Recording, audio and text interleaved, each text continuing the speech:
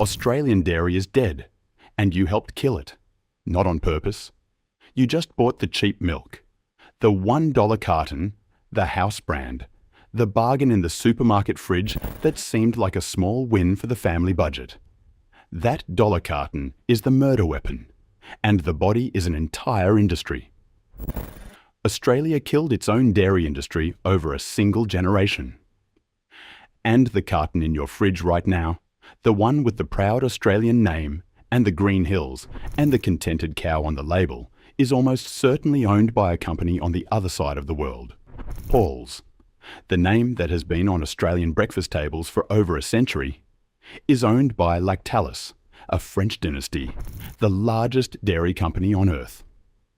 Dairy Farmers, a brand whose entire name is a promise that Australian farmers own it, is controlled through a chain of companies by Kirin, the Japanese beverage giant.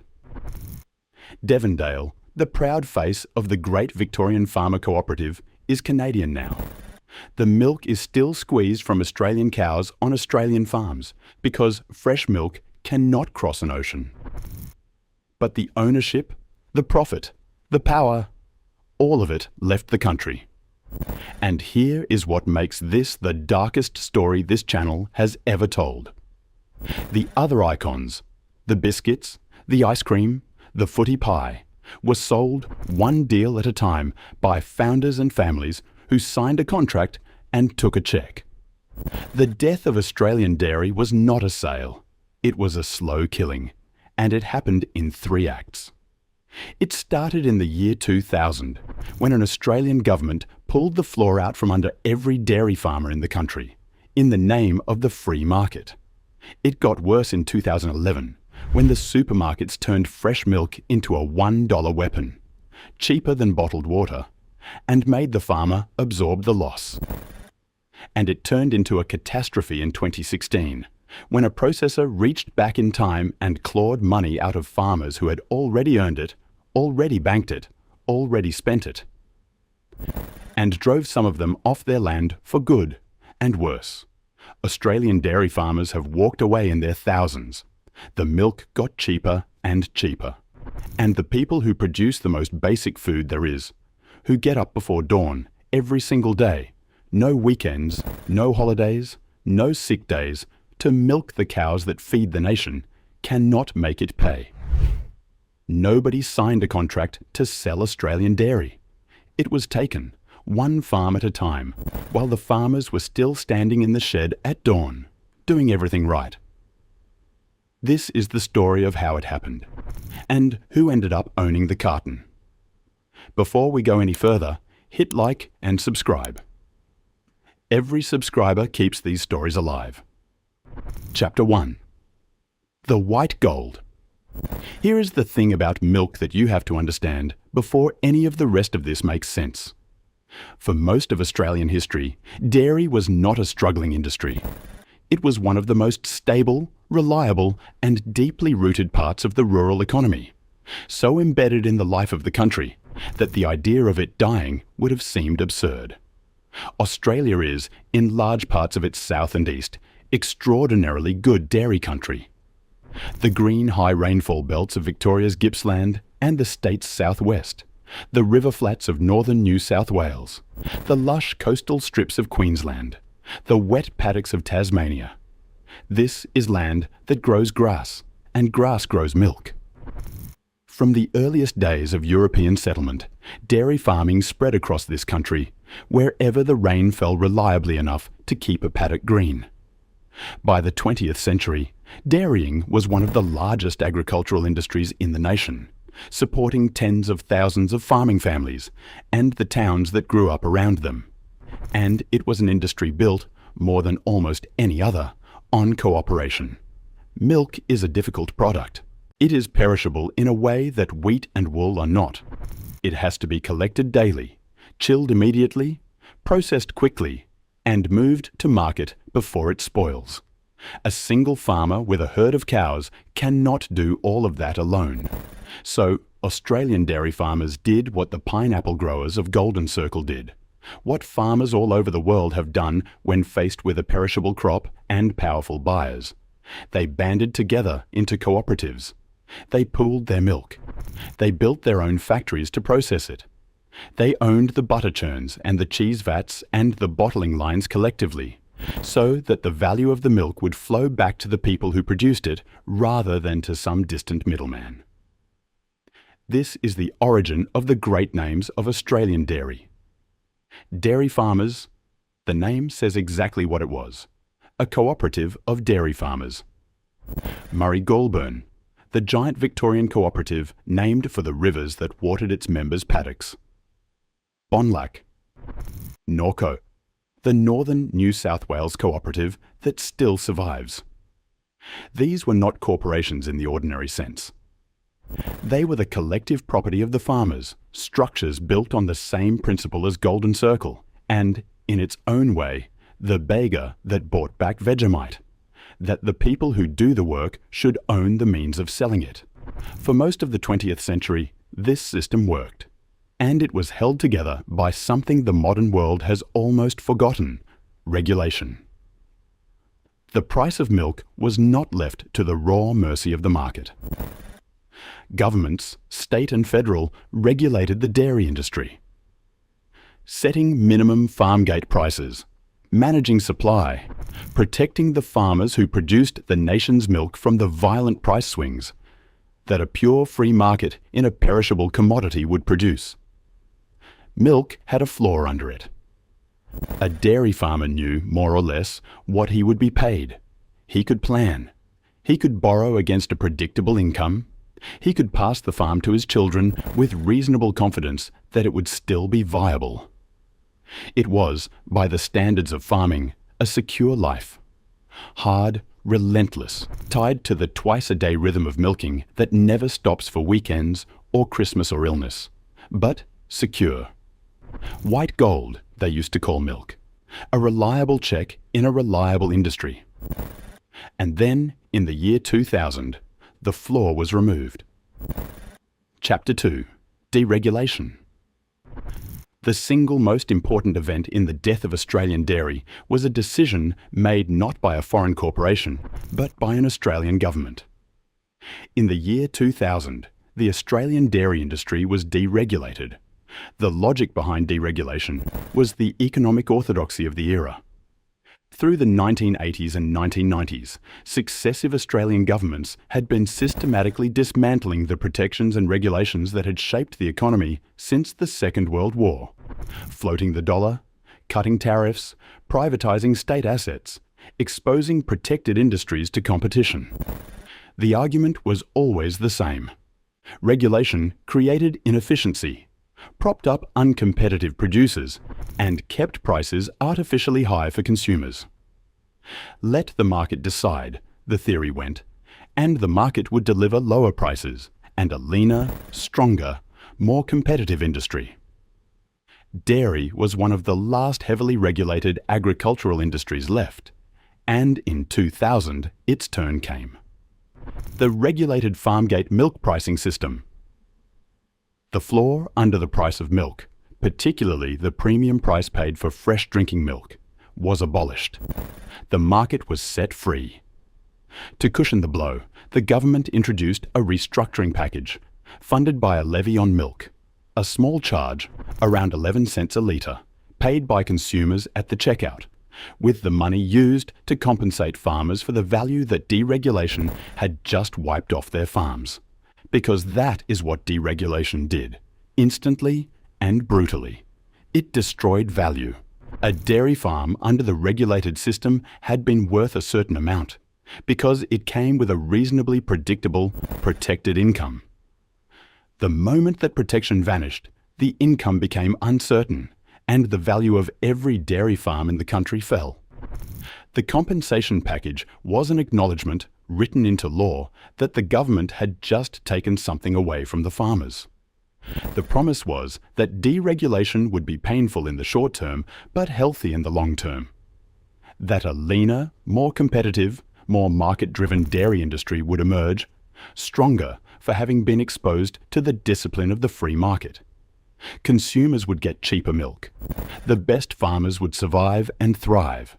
The industry would modernize. what actually happened was different. Deregulation did not create a healthy free market in milk. It created something far more dangerous for farmers.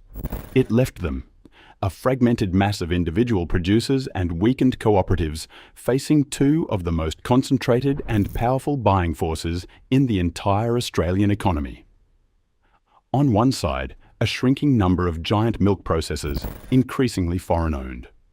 On the other, the two supermarket chains, Coles and Woolworths, that between them controlled the overwhelming majority of all grocery sales in the country.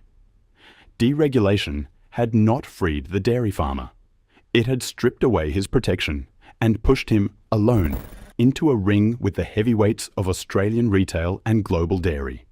And in the years that followed, those heavyweights would discover exactly how much they could squeeze.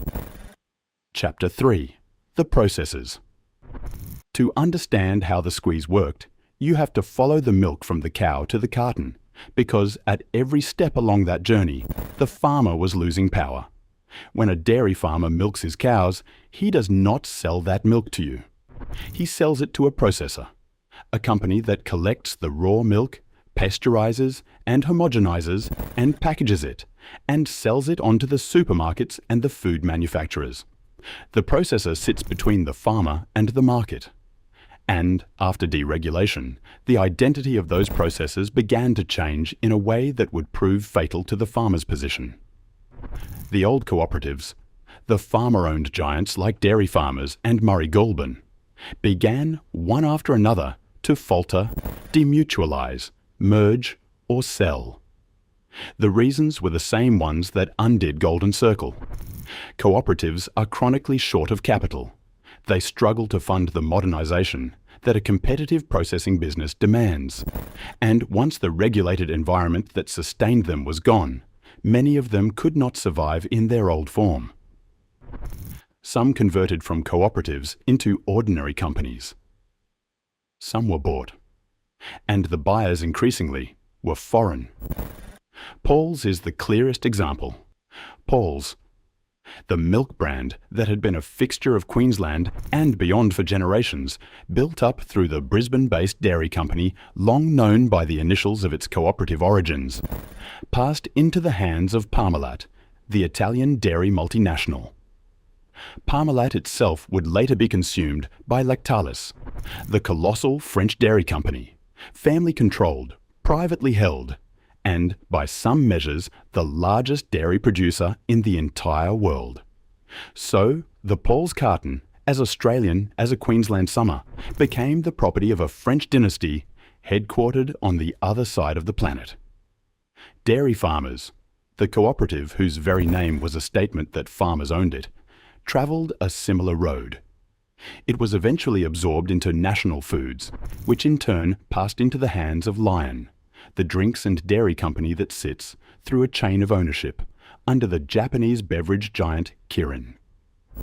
The cooperative that farmers had built to keep control of their own milk ended up as a unit inside a Japanese-owned corporation. Murray Goulburn, the largest of them all, the mighty Victorian cooperative, maker of the Devondale brand, held on longer as a farmer-owned entity, and its story would become the most dramatic and most painful of the lot. But its ending, too, was foreign. It would eventually be sold to Saputo, the Canadian dairy giant.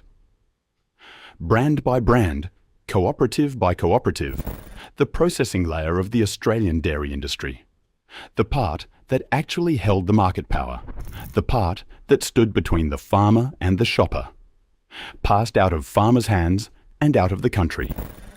And a foreign-owned processor, answerable to shareholders or owners overseas, has exactly no sentimental attachment to the Australian dairy farmer. To such a processor, the farmer is a supplier, an input, a cost to be minimised. The lower the price paid at the farm gate, the higher the margin.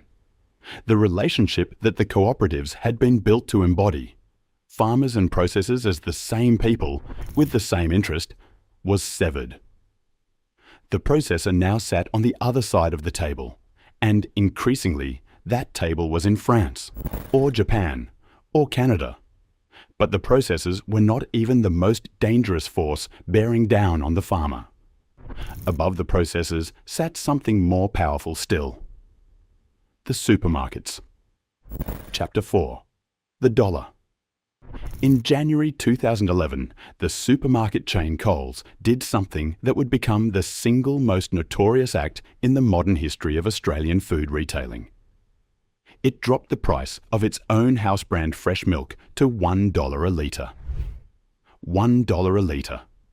Cheaper than it had been in years. Cheaper, famously, than bottled water. Cheaper, in real terms, than milk had been for a generation.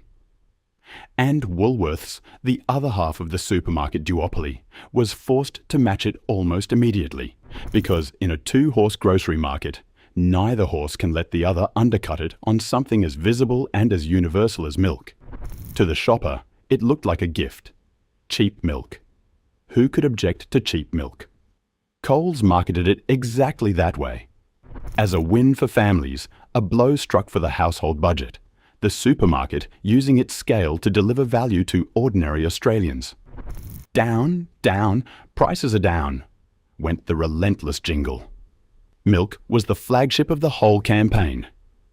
But milk priced at $1 a litre is not a gift. It is a weapon. The term for it in retail is a loss leader, a product sold at or below cost, deliberately, not to make money on that product, but to pull customers through the door, where they will fill the rest of their trolley with everything else. Milk is the perfect loss leader because everyone buys it, everyone knows roughly what it should cost, and everyone notices when it is cheap. By turning milk into a $1 headline, the supermarkets weaponized the most basic product in the dairy case to win the war for market share between themselves. And here is the crucial question, the one that the down, down jingle was carefully designed to stop you from asking.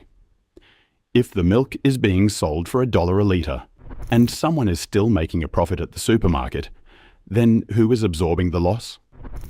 Not the supermarket. The supermarket has the market power to dictate terms. Not, in the end, the processor, who would pass the pain along. The loss flowed downhill, as it always does, to the only player in the chain with no power to refuse it. The farmer. The $1 a litre milk did not come out of the supermarket's margin. Over time, through the relentless downward pressure that the supermarket's buying power allowed them to exert on the processors, and that the processors in turn exerted on their suppliers, it came out of the farm gate price. It came out of the check the dairy farmer received for the milk he had spent every day of his life producing. The dairy farmers understood this immediately, and they said so, loudly, for years. They warned that $1 milk was unsustainable, that it was devaluing their product in the eyes of consumers, that it was a price that could only be maintained by squeezing the people at the bottom of the chain until they bled. There were campaigns. There were pleas to shoppers to buy branded milk instead of the dollar house brand, to pay a few cents more so that some of it might find its way back to the farm. There were tearful farmers on the evening news explaining that they were being paid less for their milk than it cost them to produce it. It made little difference. The dollar held year after year, and the slow squeeze it represented ground away at the viability of dairy farming across the country, farm by farm, family by family. But the supermarket price war, as damaging as it was a slow poison. In 2016, the industry would suffer something faster and more brutal. A single event that became the symbol of everything that had gone wrong. Chapter 5. The Clawback. In 2016, the Australian dairy industry experienced what farmers would come to describe, with no exaggeration, as a catastrophe. And unlike the slow grind of the supermarket price war, this one had a date, a villain, and a mechanism so cruel that it is still spoken about with anger years later. The central player was Murray Goulburn, the Great Victorian Cooperative, the largest dairy processor in the country, the maker of Devondale, still at that point substantially farmer-owned and the proudest survivor of the old cooperative model. Murray Goulburn had told its farmer suppliers at the start of the season what it would pay them for their milk. A forecast farmgate price on which every one of those farmers built their year. Farmers made their decisions based on that promised price. They bought feed. They serviced their debts. They planned their cash flow. They spent money they had been told they would earn. That is how farming works.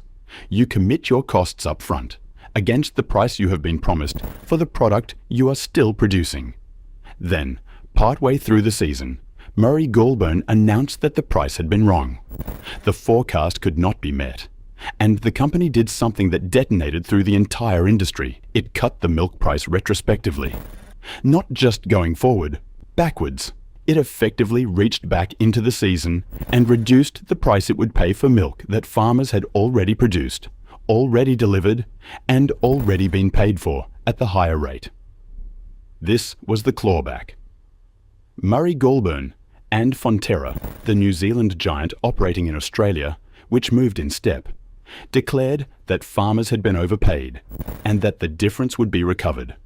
The money the farmers had already received, already counted as income, already spent on feed and fuel and loan repayments, was now declared a debt. The farmers owed it back. The processor would claw it out of their future milk checks, dragging their income down for months or years to recover the gap. Try to imagine it from inside a farmhouse. You have been told all year what your milk is worth. You have run your farm, your family, your whole financial life on that number. And then, with no warning, the company you supply, the cooperative you may even part own, tells you that the number was a fiction, that you have been living beyond an income that was never real, and that you now owe back money you earned and spent in good faith. Your income for the foreseeable future is slashed not just to the new lower price, but below it as they recover the so-called overpayment. Overnight, viable farms became unviable. Farmers who had done everything right, who had simply trusted the price they were given, were plunged into debt and despair. The human cost was severe, and it was real. Farmers left the industry. Herds built up over generations, the genetics of decades of careful breeding, were sold for slaughter because the farms could no longer feed them or fund them. Families who had milked cows on the same land for 100 years walked away. And in a farming community already under enormous financial and emotional pressure, the mental health toll was genuine and grave. Rural support services and farmer advocates spoke openly about the crisis, about the despair in the dairy regions, about the people the industry was losing in the most final way of all. This is ground to tread carefully and respectfully, but it cannot be left out, because it is the truest measure of what these decisions cost. The numbers on a processor's balance sheet were, at the other end of the chain, human lives coming apart. The clawback scandal became the defining symbol of the death of Australian dairy. It exposed, in the harshest possible light, the powerlessness of the farmer at the bottom of the chain, a powerlessness that deregulation had created and that the corporate, increasingly foreign-owned structure of the industry had deepened. Murray Goulburn, the last great farmer-owned champion, was mortally wounded by the affair.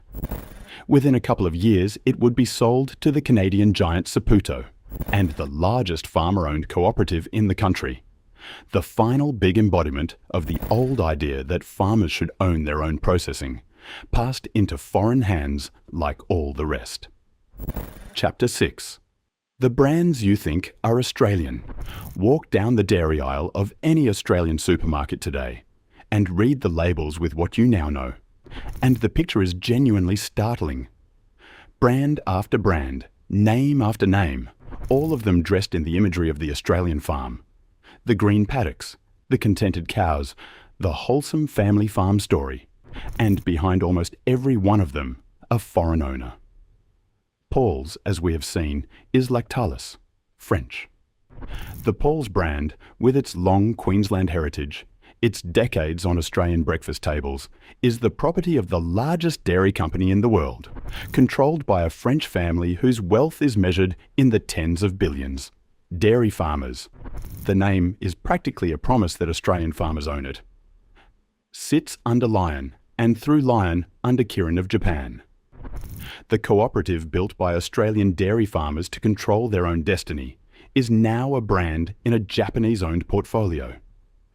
Pura, the fresh milk brand, travels in the same corporate company. Devondale, the Murray Goulburn brand, the proud face of the Great Victorian Cooperative, Canadian now, under Saputo, along with the rest of what was once Australia's largest farmer-owned dairy business. Even the brands that feel most like heritage, most like home, are mostly badges on foreign-owned operations. The milk is Australian. It comes from Australian cows on Australian farms because fresh milk is heavy and perishable and does not travel well across oceans, so it has to be produced locally. But Australian production is not the same as Australian ownership, and it is certainly not the same as Australian power. The cartons carry Australian names and Australian imagery precisely because that heritage is valuable. It is the thing that makes you reach for the carton. The foreign owners keep the Australian branding for exactly the same reason the foreign owners of Arnott's and Streets and Peters kept theirs. Because the feeling of Australianness is the most valuable thing they bought. There are exceptions, and they matter. Norco, the Northern New South Wales cooperative, has survived as a genuinely farmer-owned business. One of the last of the old models still standing, still owned by its dairy farmer members. Bagger, the cheese company that bought back Vegemite, is Australian-owned and has grown into a major force. A handful of smaller, independent, often farmer-direct brands have sprung up, selling milk at a fair price and telling consumers exactly which farms it comes from, trying to rebuild the link between the people who drink the milk and the people who produce it. These survivors are real, and they are a flicker of something better. But they are the exception. The commanding heights of Australian dairy. The big processing, the big brands, the market power sit overwhelmingly in foreign hands. Chapter 7. How it actually felt on the farm. It is easy, telling this story through deregulation and processes and supermarket strategy, to lose the farm itself. The actual place, the actual people, where all of this landed. So it is worth stopping there, because the death of Australian dairy was not an abstraction. It happened in farmhouses and milking sheds to specific families on specific land. A dairy farm is a particular kind of life, and it is important to understand it, to understand what was lost. Cows must be milked twice a day, every day, without exception. There is no weekend. There is no holiday in the way other people understand holidays. There is no sick day. The cows do not care that it is Christmas morning, or that you have the flu, or that there has been a death in the family. They must be milked at dawn and again in the afternoon, or they sicken and their yield collapses. A dairy farmer's life is structured around that relentless, unbreakable rhythm, year after year, decade after decade. It is one of the hardest working lives in the country, and the people who choose it mostly do so because it is the family business, the land their parents and grandparents worked, an identity as much as an occupation. These were the people that deregulation and the dollar and the clawback fell upon. Not faceless economic units. Families, often farming the same paddocks for 3 or 4 generations, who had been told for most of a century that dairy was a secure life, and who discovered in the space of a decade and a half that it was not. People who did everything right, who worked harder than almost anyone in the economy, who produced a product the whole country consumed every single day, and who found that they could not make it pay because the price they received for their milk had been driven below the cost of producing it by forces entirely beyond their control. The pattern repeated across the dairy regions. An aging farmer, his children gone to the city because they had seen the writing on the wall and wanted no part of an industry that broke their parents. A farm that could no longer service its debts because the milk check had been slashed. A decision, finally, to sell the herd. And selling the herd is the end. because a dairy farm without cows is just a paddock. The genetics of generations, the carefully bred lines of high-yielding animals sent to slaughter because there was no longer any money in keeping them. And then the land sold, often not to another dairy farmer, because who would start a dairy farm into this, but to someone who would run beef or sheep, or simply hold it as the suburbs crept outward and the land became worth more empty than milked. Town by town, the dairy industry contracted. The number of dairy farms in Australia fell dramatically over these years. A steep, sustained decline as family after family did the same grim arithmetic and reached the same conclusion. Each one of those exits was a small private catastrophe, a family's identity, a century of work, a way of life ended, and the milk on the supermarket shelf stayed cheap. Chapter 8. The argument for it. It would be dishonest to tell this story as though everyone involved was simply a villain, because the people who made these decisions had arguments, and some of those arguments were sincere, and a few of them were even partly right. To understand a tragedy, you have to understand that it was not, mostly, made by cartoon villains. It was made by people following an economic logic that they genuinely believed served the public good. The case for deregulation was a real case. The regulated dairy system did keep prices higher for consumers than a free market would. It did protect some farms that were, in pure efficiency terms, uncompetitive. The economists who advocated deregulation genuinely believed that exposing the industry to market forces would, over time, produce a leaner and more competitive sector and lower prices for ordinary families. And lower prices for ordinary families is not a trivial thing, especially for the households for whom the weekly grocery bill is a real strain. Cheap milk helped people who were struggling. That was real. The case for the supermarket's dollar milk was, in its own terms, the same case. The supermarkets argued, and continue to argue, that they were using their scale to deliver value to consumers. That cheap milk was a benefit to millions of households, and that they, not the farmers, were absorbing the cost through their own margins. Whether that last claim was true is exactly the heart of the dispute, and the farmers were certain it was not. But the supermarkets were not wrong that cheap milk helped shoppers, in the narrow and immediate sense. And the processors, even in the clawback, had a defence. Murray Goulburn and Fonterra did not cut prices retrospectively out of malice. They did it because global dairy prices had collapsed, because they had forecast a season that did not materialise, because they had, disastrously, promised farmers a price the world market would not support, and then found themselves unable to honour it. It was a catastrophic failure of judgment and of management, and it destroyed the trust at the heart of the cooperative model. But it was a failure, not a conspiracy.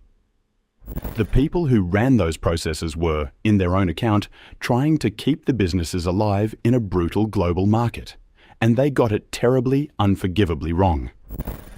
The honest summary is that the death of Australian dairy was not a single crime committed by a single criminal.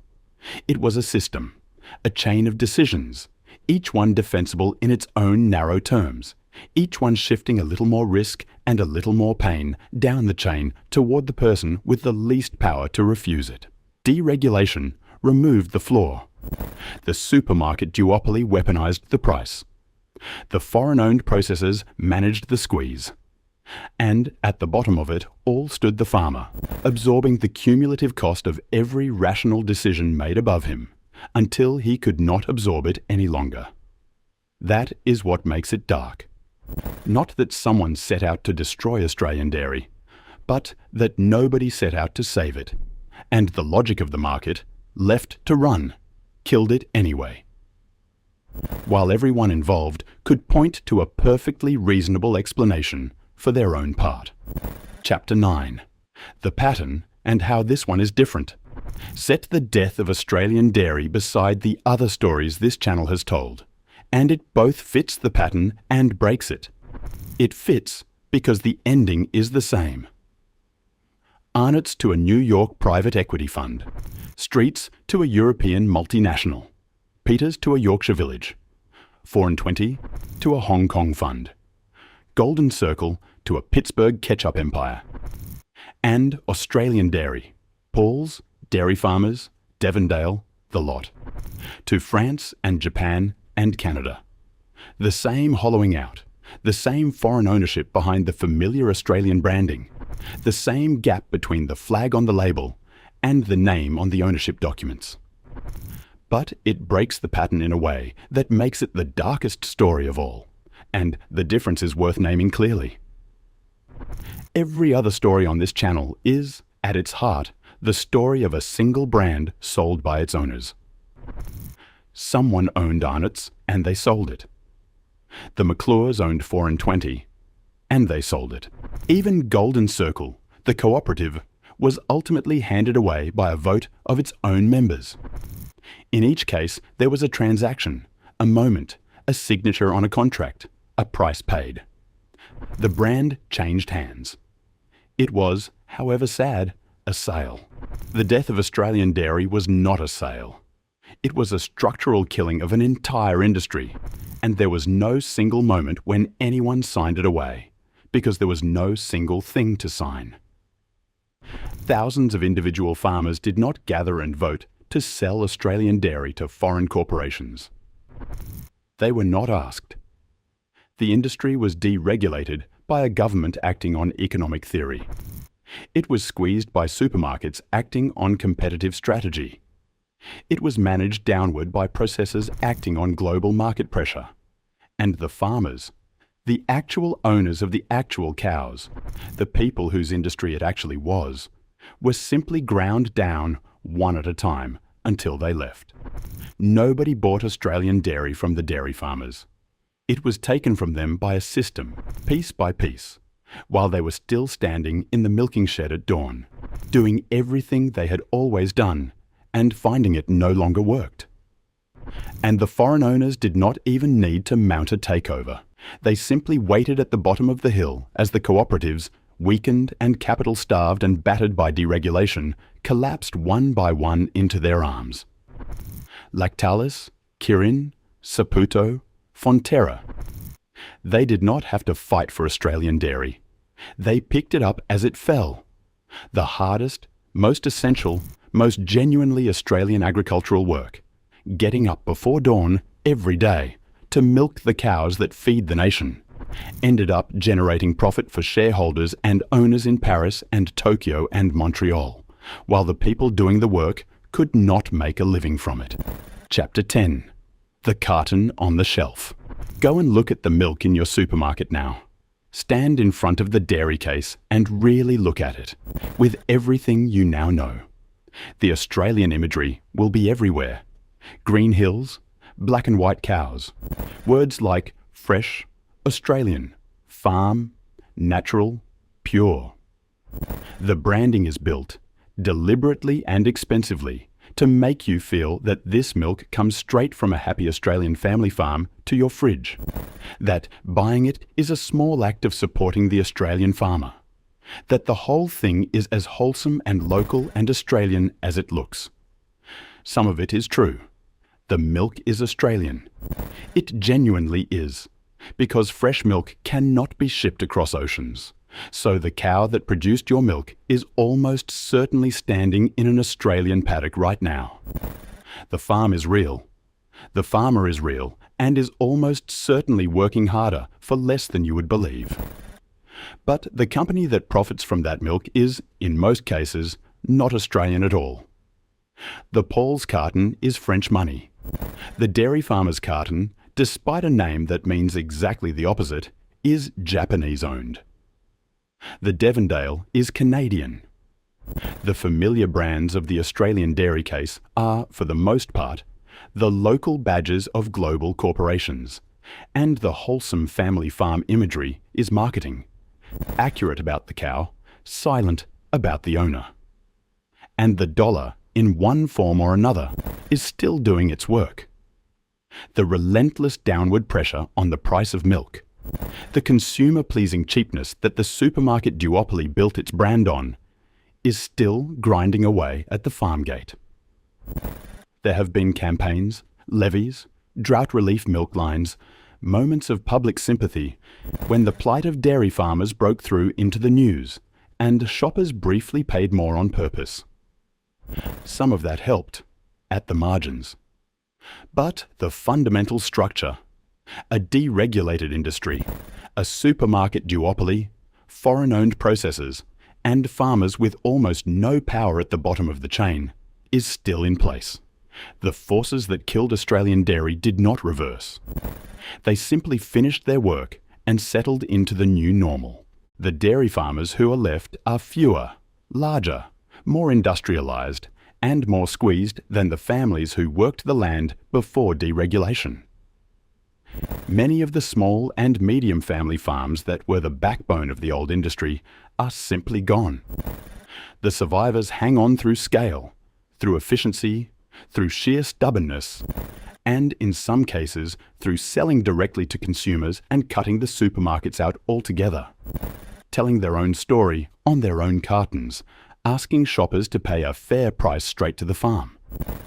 Those direct-to-consumer brands and the genuine survivors like Norco are the small, hopeful countercurrent in a story that is otherwise one of loss. Chapter 11. What survived? So what survived the death of Australian dairy? Less than should have, and more than nothing. The brands survived, in the way the brands always survive, as names and logos and wholesome imagery on the supermarket shelf, mostly owned now by corporations in France and Japan and Canada, kept Australian on the outside because Australianness sells. Paul's survived, dairy farmers survived, Devondale survived. You can buy all of them tomorrow, and they will look exactly as Australian as they ever did. The labels lived. It is the ownership and the farmers and the way of life that died. The milk survived because milk must be local. The one mercy of physics in this whole story is that fresh milk cannot be produced in Paris and shipped to Perth. So there will always be Australian cows on Australian farms producing Australian milk, no matter who owns the carton. That is the thread that the foreign owners cannot cut, and it is the thread the survivors are pulling on. The simple fact that the cow has to be here.